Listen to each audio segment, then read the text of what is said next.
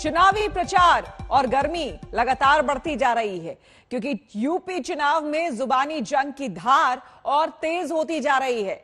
चुनाव के नजदीक आते ही योगी के प्रहार पर अखिलेश का पलटवार देखने और सुनने को मिल रहा है। अखिलेश का कहना है कि पश्चिमी यूपी ने कुछ ऐसी हवा चलाई कि सीएम की भाषा बदल गई है। आपको बता दें कि अखिलेश ने कहा कि हम गर्मी की नहीं भर्ती की बात करते हैं। गठबंधन की सरकार आई तो बेरोजगारों को रोजगार देंगे। इन दोनों ने योगी शाह के तमाम बयानों का जवाब भी दिया। बेटियां बहन ये सोच रही कि लगातार सरकार ने ये कहा कि कोई भी बेटी अगर 12 बजे भी घूमना चाहेगी तो कहीं उसके साथ कोई घटना नहीं होगी। और सरकार के केवल मुख्यमंत्री नहीं बल्कि दिल्ली से गृह मंत्री से लेकर के जितने भी सरकार के लोग हैं ये बताने में कहीं चूक नहीं कर रहे हैं कि कानून व्यवस्था आज उत्तर प्रदेश में सबसे आगे है। लेकिन लगातार जो घटनाएं हो रही हैं और आपके जिले में जो घटना हुई है वो हाथरस की घटना को याद दिलाता है।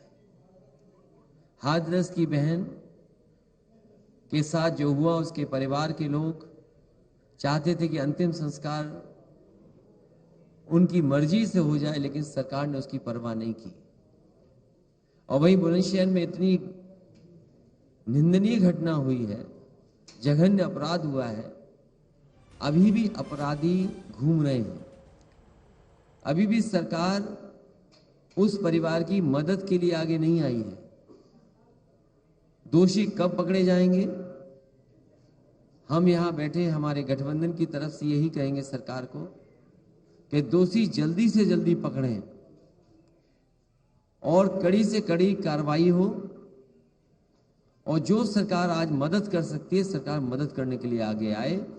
और जहां ये दावा करती है सरकार कि एक बार फिर से ये लोग अपने एक नए कवर के साथ आपके बीच में फिर आ रहे हैं। माल तो वही है, लिफाफा नया है। माल तो वही पुराना सड़ा गला माल है। जिसने असुरक्षा दी, जिसने दंगा दिया, जिसने माफिया दिए। और आज भी कहते हैं, कह रहे आने दीजिए सरकार। हमने कहा कभी नहीं हो रही। कवायद के दिन तक भी तुम्हारी जो है, कयामत के दिन तक भी तुम्हारा ये सपना साकार नहीं होने वाला है, ये मान करके चल लो। लेकिन ये देख लो 10 मार्च के बाद ये पूरी गर्मी शांत करवा देंगे। लोग जो सत्ताधारी हैं वो कोशिश कर रहे हैं कि किसी तरह जो एकता हमारे बीच की बनी है, जिस तरह से किसान कौम, कमेरा वर्ग, सभी जाति और धर्म के लोग और खास तौर से नौजवान बड़ी उम्मीद के साथ गठबंधन के प्रति हमारे इस कारवां में साथ चल रहे हैं, जुड़ रहे हैं। कहीं ना कहीं बीजेपी वालों की बौखलाहट सामने आ रही है। योगी जी की बयानबाजी को आप देखें और बुलंदशहर भी कई बार वो आ चुके हैं, बड़े बड़े नेता कैंप कर रहे हैं और ऐसी भाषा वो प्रयोग कर रहे हैं जो कभी हमने मुख्यमंत्री के इस पद पे विराजमान कभी किसी नेता के माध्यम से ऐसी बातें सुनी नहीं। तो पद की अपनी गरिमा होती है, पद का अपना एक विश्वास होता है। ऐसा लगता है कि हार की बौखलाहट उन्हें सता रही है। तो जयंत चौधरी कह रहे हैं कि हार की बौखलाहट सता रही है। दूसरी तरफ आप खुद सुन रहे हैं उत्तर प्रदेश के सीएम क्या कह रहे हैं। उनका कहना है कि कयामत के दिन तक भी उनकी सरकार नहीं आने वाली। साफ तौर पर उन्होंने कहा कि सवाल ही नहीं होता, नौजवानों को रोजगार देने का काम करेंगे। अखिलेश यादव आज भी जब जयंत चौधरी के साथ प्रचार करने के लिए पहुंचे तो एक साझा प्रेस कॉन्फ्रेंस में उन्होंने ये बात कही। पश्चिमी यूपी ने ऐसी हवा चलाई है कि सीएम को गर्मी लग रही है। हम गर्मी नहीं भर्ती की बात करेंगे। तो दरअसल सीएम को जो गर्मी लग रही है वो हमारी वजह से लग रही है। पश्चिमी यूपी ने ये हवा चलाई है कि सीएम की भाषा बदल गई।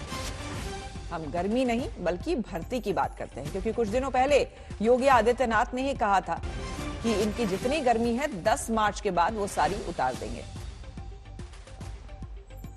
ये जो दो लड़कों की जोड़ी आई है ना,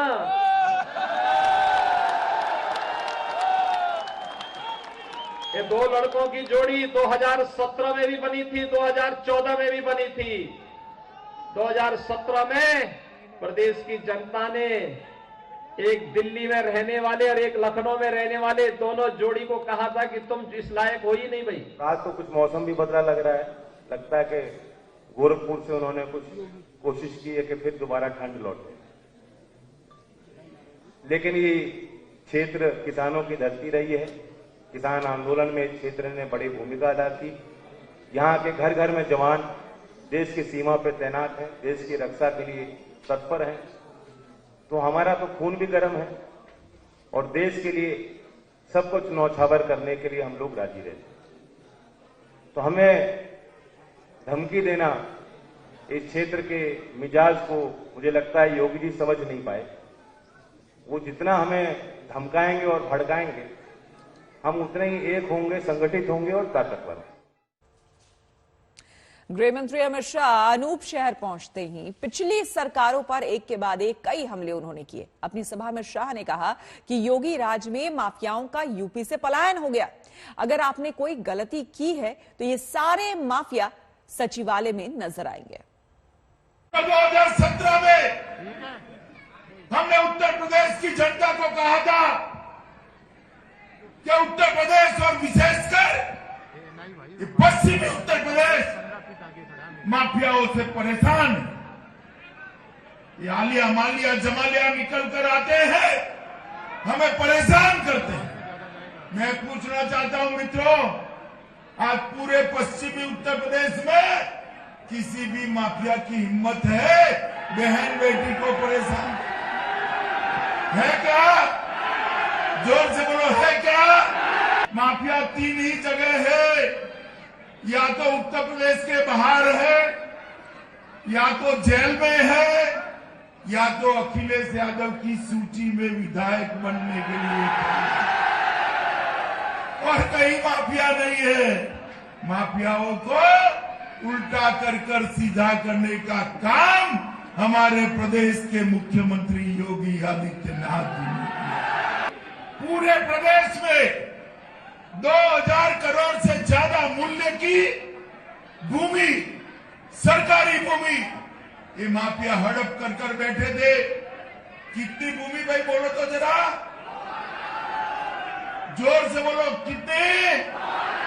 मैं बहन जी और अखिलेश बाबू को पूछना चाहता हूं, आपकी मिली भगत थी या नहीं थी? अरे बोलो भाई, थी या नहीं थी? ये अतीक अहमद को कौन सर पे चढ़ाकर बैठा था? ये सपा पार्टी या कोई और बताइए जरा। ये इमरान को कौन सर पे चढ़ाकर बैठा था? जोर से बोलो, कौन? मित्रों, आजम खान को किसने अपनी गोदी में बिठाया था? आज तीनों के तीनों कहां है? कहां है? कहां है? थोड़ी गलती हो गई तो निकलकर लखनऊ के सचिवालय में दिखाई पड़ेंगे। गलती करोगे क्या? करोगे क्या? 10 साल तक सोनिया मनमोहन की सरकार का समर्थन करा था या नहीं करा था? 2004 से 2014 तक जो कांग्रेस की सरकार चली, उसका समर्थन ये सपा बसपा ने करा था। मैं आज अखिलेश जी और बहन जी को पूछना चाहता हूं, कांग्रेस तो कहीं स्पर्धा में ही नहीं है, मगर अखिलेश जी और बहन जी को पूछना चाहता हूं, आपने जिस सरकार का समर्थन किया था उसने उत्तर प्रदेश को क्या दिया? हिसाब देना चाहिए या नहीं देना चाहिए भाई? अरे यार जोर से बोलो, ठंड मेरी भी तो उड़नी चाहिए। देना चाहिए या नहीं देना चाहिए? समाजवादी पार्टी है जिसने कार सेवकों पर गोली चलाने का काम किया था। मित्रों को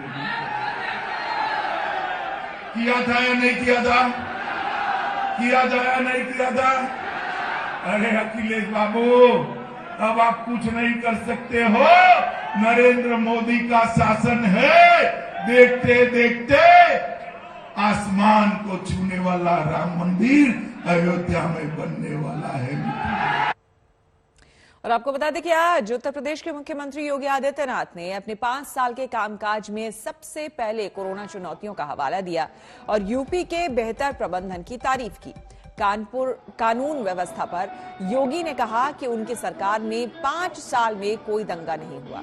अपराध रेट में भारी गिरावट आई है, लेकिन पिछली सरकार के दौरान 700 दंगे का जिक्र करना नहीं भूले। तो आज लखनऊ से योगी आदित्यनाथ अपनी सरकार की उपलब्धियां गिना रहे थे। जो पिछले 5 साल में काम हुआ है वो गिना रहे थे। उसमें उन्होंने कहा 70 साल में जो नहीं हुआ 5 साल में कर दिखाया।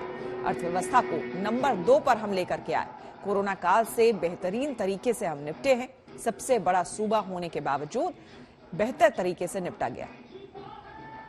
3 साल में प्रदेश की छवि सुधरी है। ये भी उत्तर प्रदेश है। इस उत्तर प्रदेश में पुलिस रिफॉर्म के बाद एक सपना था, कोई तो इस बारे में कोई सोचता ही नहीं था, क्योंकि सत्ता में आने के बाद पुलिस लोगों के लोक कल्याण का और राज्य की छवि को सुधारने का माध्यम नहीं, बल्कि व्यक्तिगत स्वार्थों के एजेंडे का हिस्सा हो जाता था। और परिणाम सबके सामने। उत्तर प्रदेश पहला राज्य है जिसने हर ग्राम पंचायत में महिला बीट पुलिस अधिकारी की तैनाती की है। उत्तर प्रदेश पहला राज्य है जिसने सीमावर्ती क्षेत्र में ज्वाइंट पेट्रोलिंग की कार्रवाई को आगे बढ़ाया है।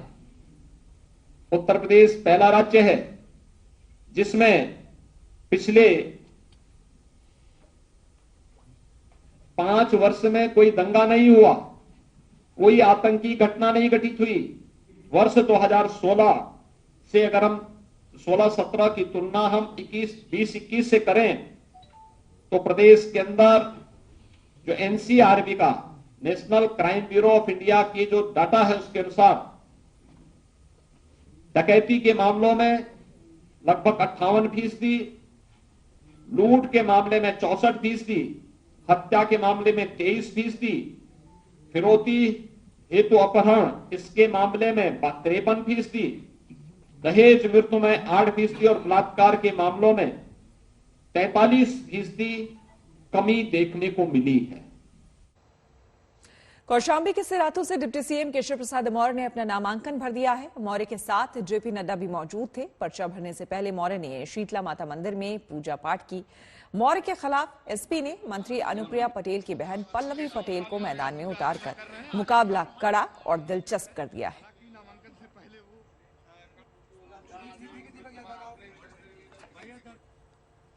नामांकन के लिए क्या पूरा राष्ट्रीय नेतृत्व आपके चुनाव के बहुत संजीदगी से ले रहा है? नहीं, देखिए ये तो राष्ट्रीय नेतृत्व की कृपा है कि सिराथू विधानसभा का नामांकन हो रहा है। मेरे राष्ट्रीय अध्यक्ष जी आ रहे हैं, मेरे यूपी प्रभारी भारत सरकार के मंत्री आदरणीय धर्मेंद्र प्रधान जी आ रहे हैं।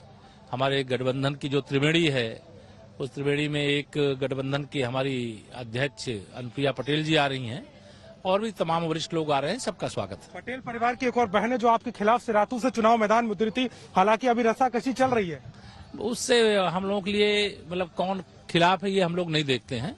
हम लोग यह देख रहे हैं कि सिराथू और कौशाम्बी में कितने अंतर से सभी सीटों में भारतीय जनता पार्टी गठबंधन जीत रहा है, इस ओर विचार करते हैं। सर एक सवाल और, एक विकास के एजेंडे पे आप जा रहे हैं सरकार के काम को लेकर के, लेकिन बयान जिस तरीके के आ रहे हैं, गर्मी चर्बी इस तरीके की चीजों को आप कैसे देख रहे हैं? क्योंकि विपक्ष कह रहा है कि कहीं ना कहीं माहौल बनाने की कोशिश। इसका जवाब जो है जनता दे देगी। जैसे जैसे पहले चरण का मतदान 10 तारीख को है फरवरी में और आखिरी चरण का मतदान 7 मार्च को है, उसका जवाब इनको ठीक से मिल जाएगा। और मैं यह मानता हूं कि 2017 की तरह हम 300 से अधिक सीटें फिर जीतेंगे। पश्चिमी उत्तर प्रदेश में सर चुनौती देख रहे हैं क्योंकि जयंत चौधरी। कोई चुनौती नहीं, ये सब इसलिए आप भी समझने की कोशिश करो। 2019 में सपा बसपा कांग्रेस लोकदल सब एक होकर के लड़े थे, तब भी भाजपा जीती है, तो चुनौती किस बात की है? जनता हमारे साथ है, गुंडे उनके साथ हैं। आज माँ का आशीर्वाद लिया सुबह, तो क्या मांगा? नहीं, निश्चित तौर से माँ का आशीर्वाद मांगा है। हमारी कुलदेवी हैं और उत्तर प्रदेश में फिर से एक बार हम 300 पार करके उत्तर प्रदेश में कमल की सरकार बनाए, सुशासन दें, विकास दें, गुंडागर्दी से मुक्ति दें, गुंडागर्दी से मुक्ति दें। माता रानी से मांगा है और माता रानी की कृपा हम लोगों को प्राप्त होगी। आपको बता दें कि पश्चिमी यूपी में सभी सियासी दलों ने अपनी ताकत झोंक दी है। नड्डा, शाह तो द्वारे द्वारे जा ही रहे हैं। अखिलेश जैन भी ताबड़तोड़ चुनावी सभाएं कर रहे हैं। प्रियंका गांधी वाड्रा भी सिकंदराबाद में घर घर जाकर प्रचार कर रही हैं। इस मौके पर प्रियंका योगी सरकार को घेरना नहीं भूली।